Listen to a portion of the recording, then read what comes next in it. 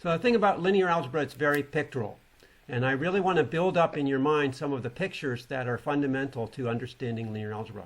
All right, so we talked about vector. I'll probably make a different color, vector. And we know that these are things that can be added and scalar multiply in a general sense. Now, when you're thinking about vectors, a good thing to think about is the usual example and the standard example is either a column or a row of numbers.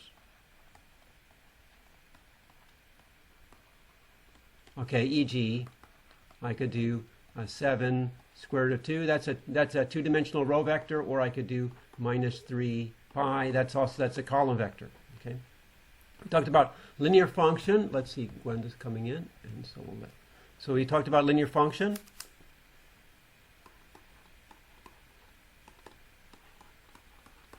Of vectors.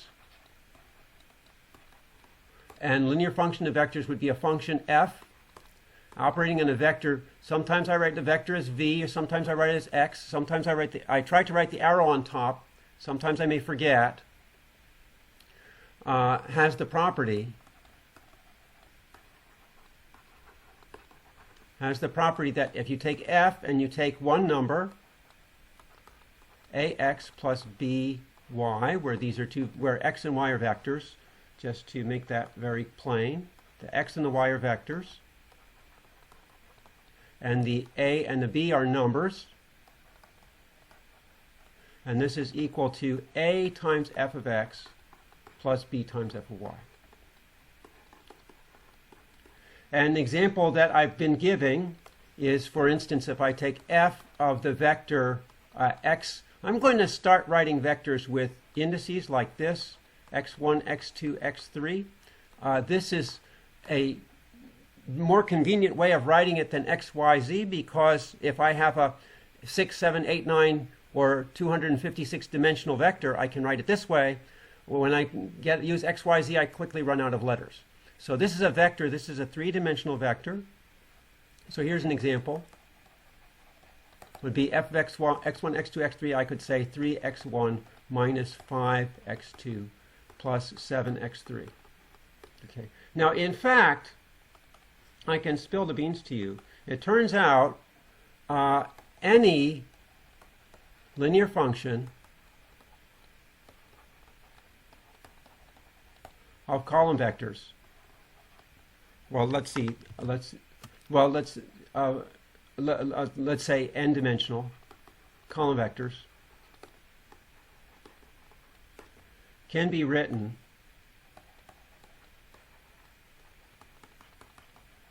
as f of, now I'm going to write an n-dimensional column vector, so I'm not going to specify what n is, so that would be x1, x2, dot, dot, dot, xn.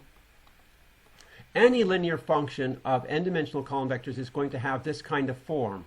a1 x1 plus a2 x2 plus dot, dot, dot plus an xn, where these a's are constants.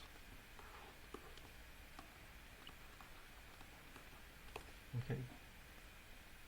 All right.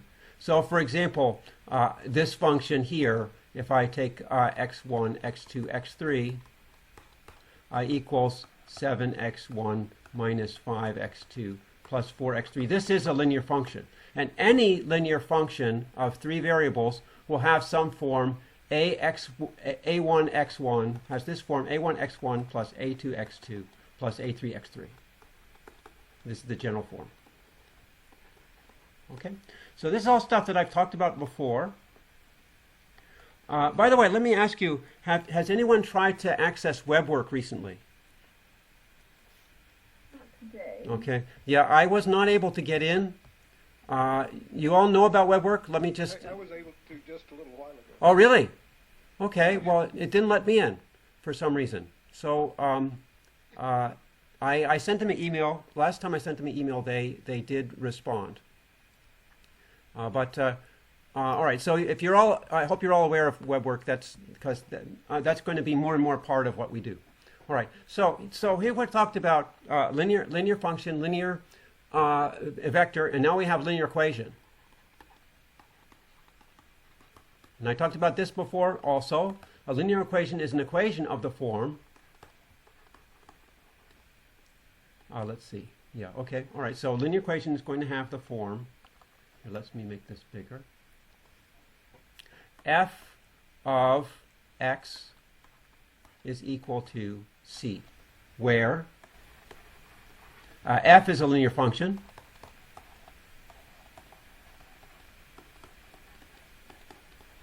X is a vector of unknowns.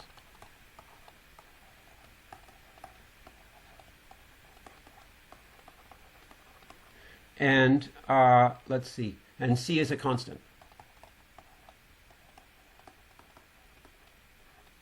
Okay.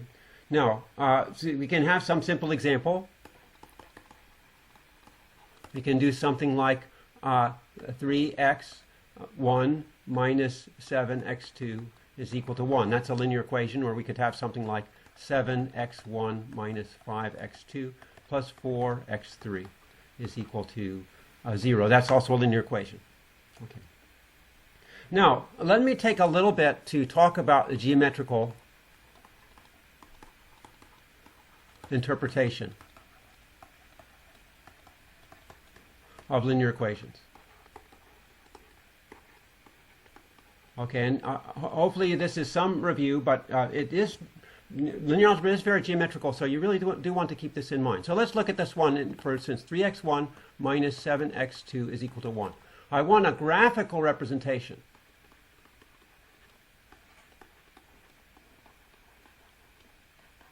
Okay. Now, what does this bring to mind here? What does this equation bring to mind when you see this? Anybody? Line. Yeah, a line. A line. So how would I represent this geometrically? A line in 2 dimensions. I have 2 axes. So what do I label this? X1. This x1 and x2. Okay, and then if I wanted to do this, well, a nice way to do this is to look at the 2 intercepts, right? If I say x2 equals 0, that means that x1 is going to be 1/3. And then if x1 is equal to 0, then x2 is equal to what? Minus 1/7. That's what I got. So if this is 1 here and this is minus 1 down here. Okay, and then so here one intercept would be here, about 1/3 minus 1/7. Here we have this, and you know about the slope and stuff like that. Mm-hmm. All right. Now look, here we have x1 and x2. Look at the coefficients here, 3 and minus 7. So the coefficients are 3 and minus 7.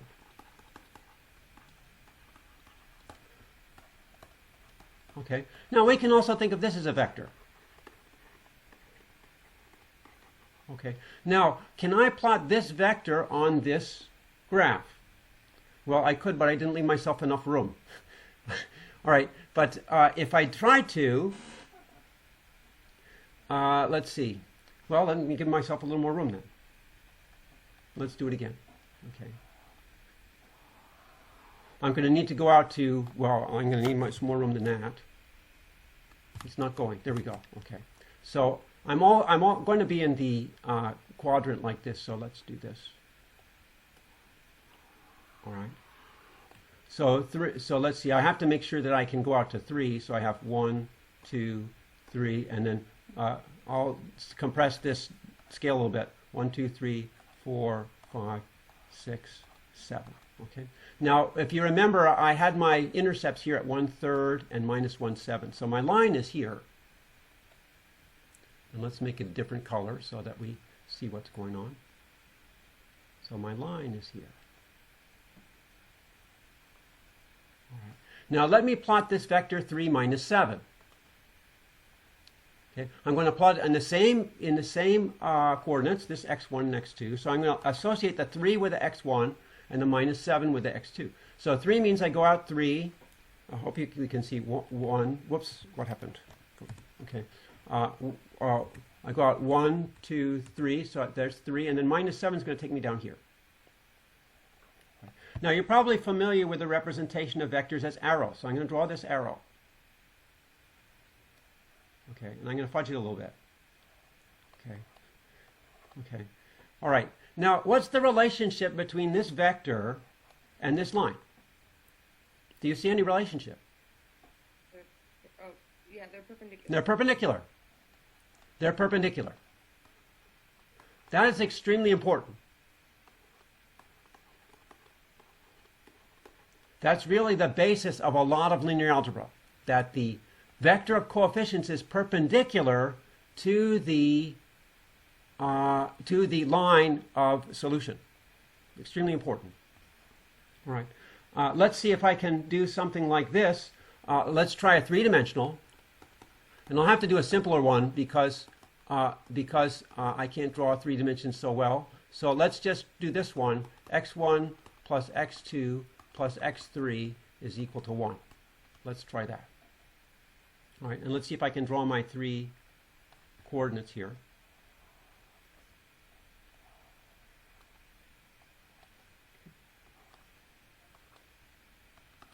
Okay, so let's see. I can use the same,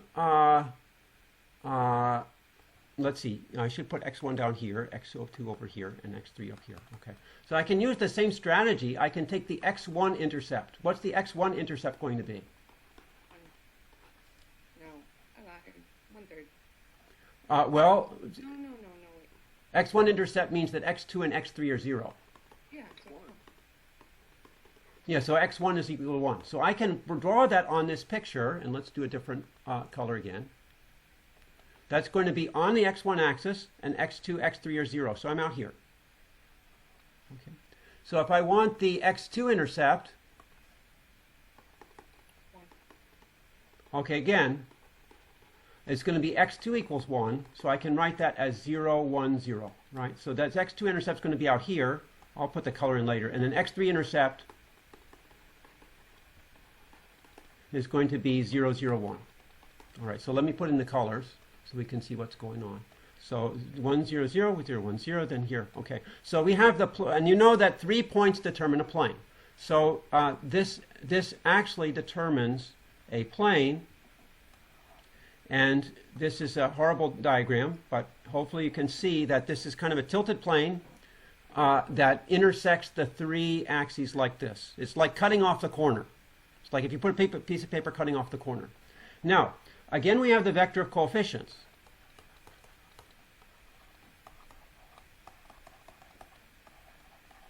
Okay, the vector of coefficients, and this is too thick, so I need to, come on.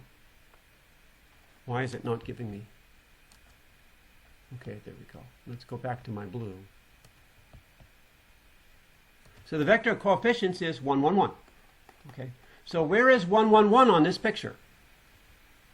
Well, you start from 0, and it's kind of pointing out, 1, 1, 1, you'd go out 1 here, out 1 here, and out 1 here, right? So 1, 1, 1 is here. So what's the relationship between this vector and this plane? If I drew it right, it would also be perpendicular. Okay. So the vector of coefficients is perpendicular. Also perpendicular to the plane of solution.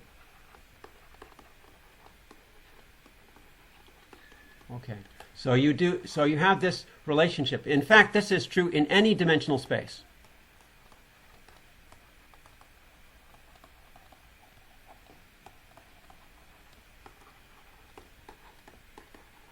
Okay, so you have that the solution of a linear equation is a hyperplane. All right, in 2 dimensions it was a line, in 3 dimensions it's a plane. So a hyperplane is kind of a generalization of plane. And then you also have that the vector of coefficients is perpendicular to the hyperplane.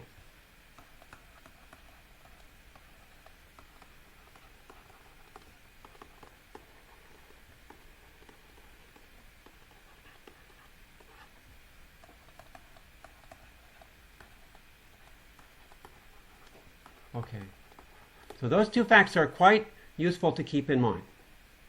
All right, so now we want to move on to systems. Systems of linear equations. Okay, so let's do an example. We can say x1 plus x2 is equal to 1. And then we can say x1 minus x2 is equal, let me make it easy for myself, equal to 0. All right, now, we know each one of these is represented by a line, right? The x1 plus x2 equals 1. If you think about the intercepts, one of the intercepts is 1, 0. One of the intercepts is 0, 1. So my line is here. Then x1 minus x2 equals 0. One of the intercepts is, both intercepts are 0. So I have to do another way of doing this. This is the same thing as x1 equals x2. So I could draw this line here.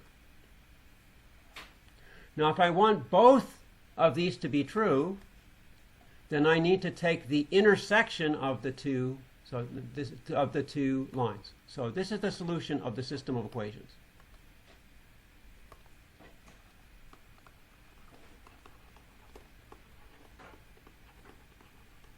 Is the intersection.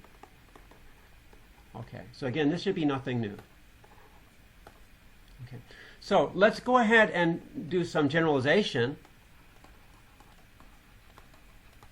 A system of linear equations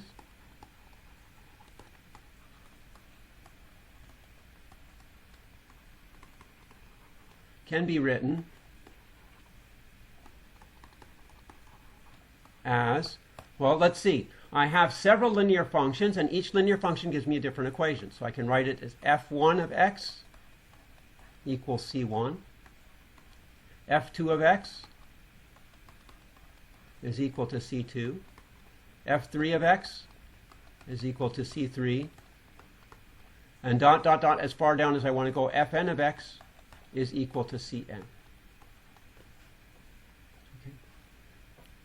So what I'm actually going to do now is form a vector of equations.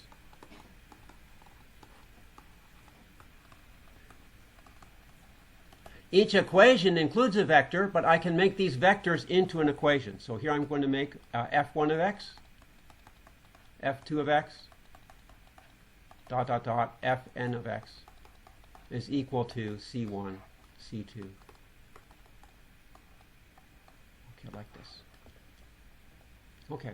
Now, remember that these functions here can be written as, so each f can be written as, in the form, I can say in the form, f of x is equal to a1 x1 plus a2 x2 plus dot, dot, dot, an xn. Right. Actually, I should say am xm because I don't know that the length of x is the same as the number of equations. That's not necessarily true. Right? So since I have n different equations, I'm going to need another index.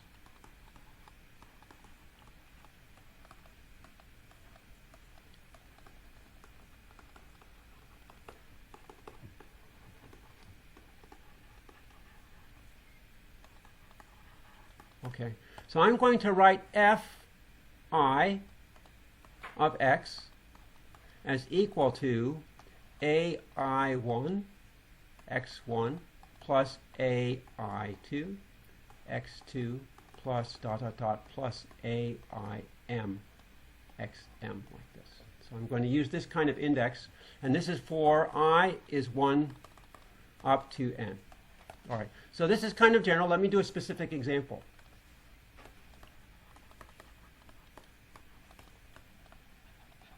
Okay, specific example, we could take this, I could take like 3x1 minus 7x2 plus 4x3 is equal to 5, and then I could take 9x1 plus 12x2 plus 6x3 is equal to 14, and then I could take 3x1 minus 2x2 plus 0x3 is equal to 1. Okay. Now, here I have three equations, 3 unknowns.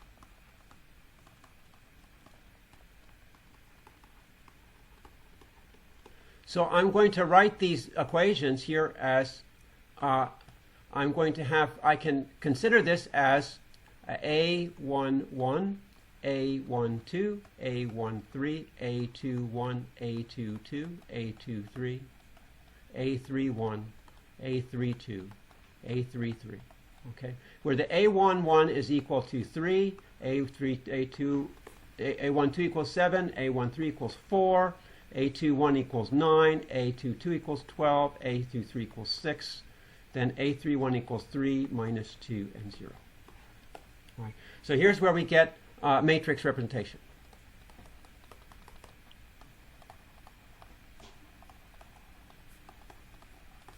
All right.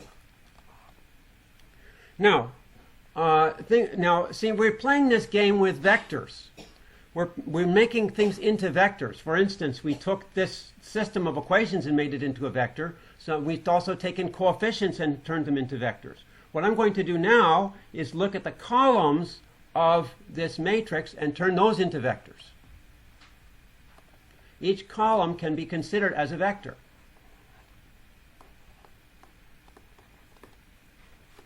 Right? Okay. Now, let me consider my equation here.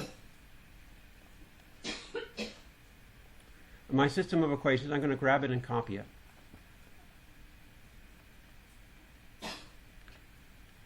So, let's copy this.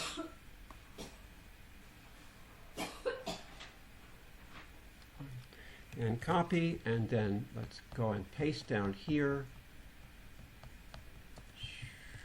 Come on. It's not paying attention to me. Here we go. So I'm going to grab it down here, paste it here. And what happened? Something went bad. Let's try again. There we go. Okay, got it that time. But I don't like where it is. Let's move it over here. All right, well, that's the good as I can do. All right. Now remember, I'm taking these columns as vectors. So I mean, I can write this. Let me just write this now as this is a vector. I can think of this as a 3-component vector, and this is also a vector.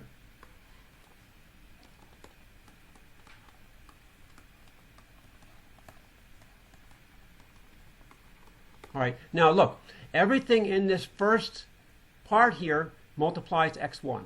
Everything in this second, the second number in each of this groups multiplies x2. The third number multiplies x3. So I can rewrite this as 3, 9, 3 times x1 plus minus 7, 12 minus 2 times x2 plus 4, 6, 0 times x3.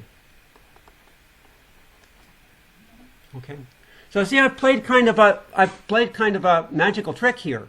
I started out with x1, x2, x3 being a vector, and now they're coefficients. And now I started out with a matrix of coefficients, and now they become vectors. Okay. All right. So I can see that this is equal to let's see, the other side was 5, 14, 1. Like this. Okay.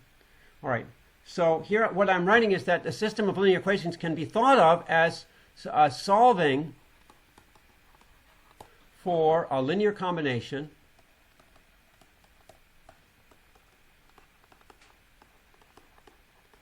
of the columns of a matrix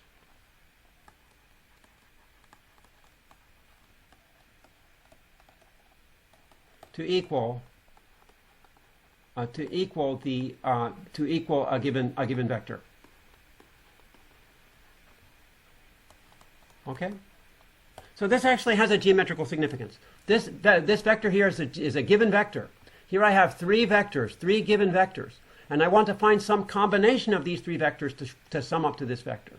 So that's what a system of linear equations is. It's a whole different way of looking at linear equations. Before we looked at them as intersecting planes, now we're looking at them in a completely different way. And then this different way actually gives us some very fruitful insights into what it means to solve a system of linear equations. All right, so now let me get to matrix multiplication.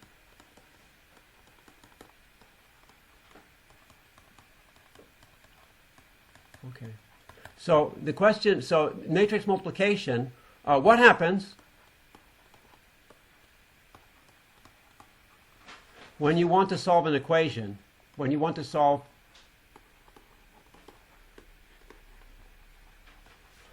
some equations in two stages?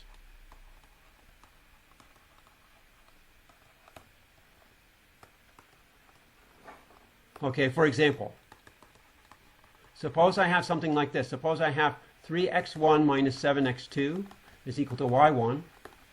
And then I have 4x1 plus 6x2 is equal to y2. But then I know y1 and y2 also are unknowns that satisfy another system of equations, like 4y1 plus 3y2 is equal to 5, and 6y1 minus 7y2 is equal to 4. So how do we solve this? How do we solve this system? All right. Well, the first approach that you'd want to do is you'd solve for y, and then once you solve for y, and then you solve for x. So you could say first solve for y, then solve for x.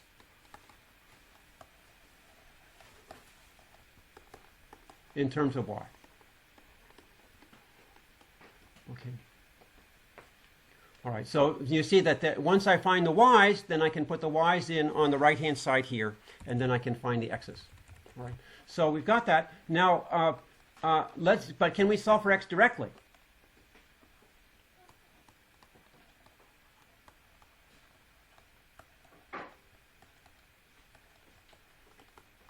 There is? You mean y1? Vector X. So Oh. yeah, these are vectors, right? So when I say first solve for y, I mean find y1 and y2, right? First find y1 and y2, then once I find y1 and y2, then I can plug those into the right-hand side of my equation above, here, and then yeah, okay, I know. Then I'll be able to find x1 and x2. So the question is, can I solve for x1 and x2 directly? Well, we do have here, if I write this in this vector way, I have, let's see if I can, I think I have to zoom in a little bit so I can, I think you can still see if I zoom in a little bit. Zoom out. There we go. Let's do one more. Okay. Because I want to show the whole thing. All right.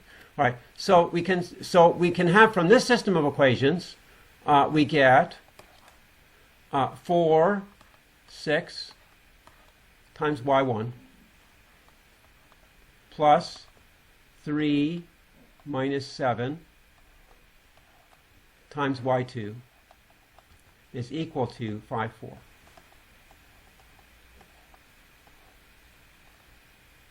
Okay. All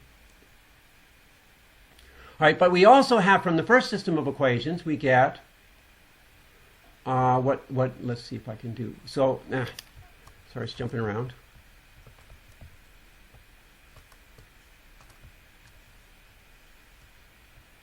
From the first system of equations, we get, let's see, looks like 3, 4 times x1 plus minus 7, 6 times x2. So we get 3, 4 times x1 plus minus 7, 6 x2 is equal to y1, y2.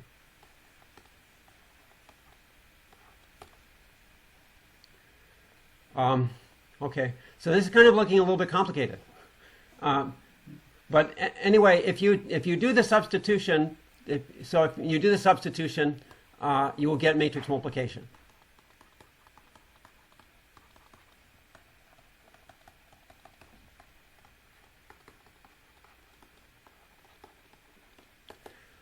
You have this matrix for y, which is 4, 6, 3 minus 7.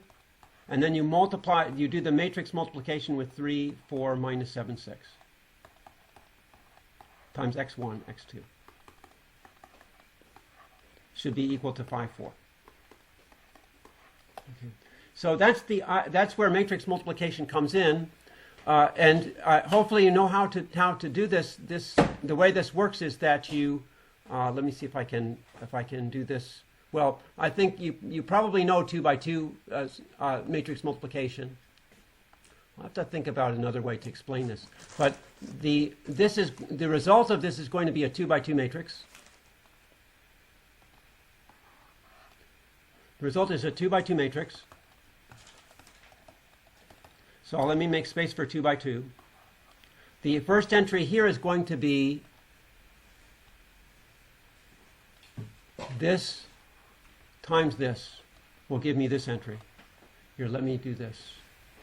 So I have this out. And then if I want to get this entry here, that's going to be this times this.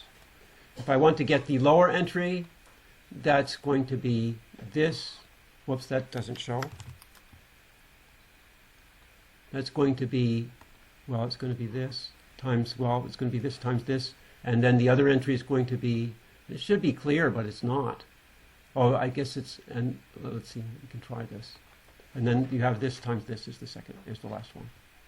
All right. So all I can say is that if you want to do linear algebra, you need to be able to do matrix multiplication in your sleep. And so I'm going to post on this site some problems. This was here. Okay. So in this particular case, for instance, in this upper left corner, what we would get is 4 times 3 plus 3 times 4. Right. In this corner here, actually I didn't, this should be the yellow, sorry. This should be yellow, not blue. Because that corresponds to, and it's not going, there we go. Okay. It corresponds to 4 times minus 7 plus 3 times 6. Okay. Then the one down here, 6 times 3, and then this is minus 7 times 4. And then here we'd have 6 times, I don't remember, I guess that's minus 7, plus minus 7 times 6. Okay. All right. So you need to be able to do this multiplication not just with a calculator, but you need to be able to do it, say, with unknowns. So let me just write this down. If I do this,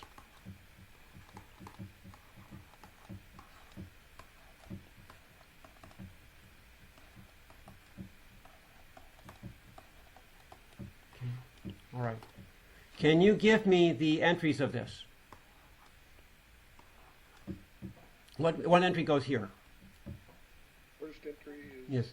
A11 times B11 Right. plus A12 times B21. B21. Yes, B21. That's right. And then what? How about this one? Somebody else? A11 times B12 plus A12 times B22. Okay. Okay. Then what about this one? Somebody else? A21 Right. times B11 Right. plus A22 times B21. Right. And then this one, last one here. Somebody else? You've got 3 minutes. A21 Right. times B12 plus A22 times B22. Okay, good. So I appreciate your participation. Now, sometimes you have to be careful about these things. Suppose I take this. Here's one that people often get wrong. If I take A11, A21 times B11, B12. What is this product going to be? What goes? Single number All right. So is it a single number? or a single term, whatever you want to call it. All right. Now when you do the rule up here, let me spill the beans that because I may run out of time. It's not a single term.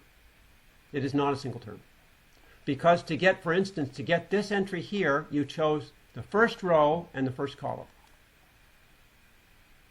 To get this entry here, you chose the second row and the first column. Right.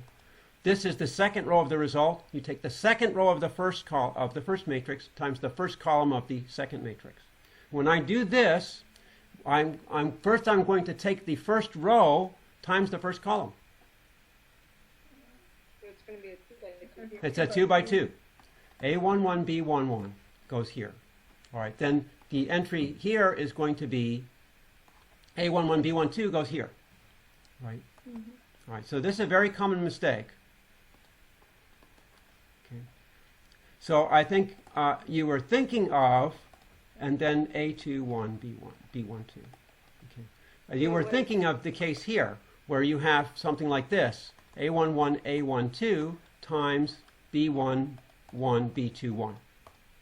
Now in this case, A 1 by 1. you have a 1 by 1 because you have this row multiplied by this column. That's the only option you have. So this is A11. Whoops. Okay. So I have about 1 minute left, so I'm going to be cut off. But just to let you know, I will post some matrix multiplication problems on this OneNote. I'll call it matrix multiplication problems under Chapter 1. And hopefully you get a chance to practice that by Friday. And I can go over some of the answers. Okay, so like I said, we're going to